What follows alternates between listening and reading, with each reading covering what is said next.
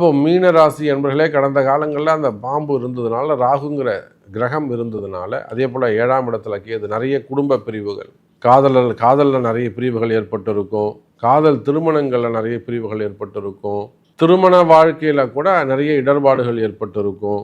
வயசான காலத்தில் டிவோர்ஸ் கேட்டவங்களாம் நம்மகிட்ட இருக்காங்க. ஒரு 60 வயசில், 58 வயசில் திருமணத்தில் எனக்கு வானா இப்போ அப்படின்னு டிவோர்ஸ் கேட்டவங்களா கூட நம்மகிட்ட முடிவு சொல்லியிருக்கிறோம். அப்போ அதை போல் நிம்மதியற்ற தன்மை கடந்த காலங்களில் உங்களுக்கு இருந்திருக்கும். அப்போது பாம்பு வீட்டை விட்டு வெளியில் போயிடுச்சுன்னா வீடு நிம்மதி அடையும்.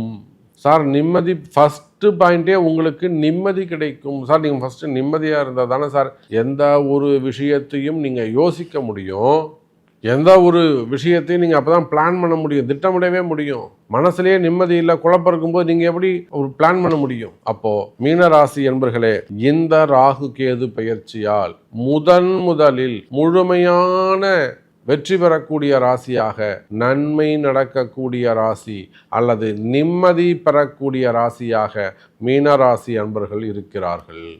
அப்போ இந்த ராகு கேது பயிற்சி உங்களுக்கு சூப்பர்.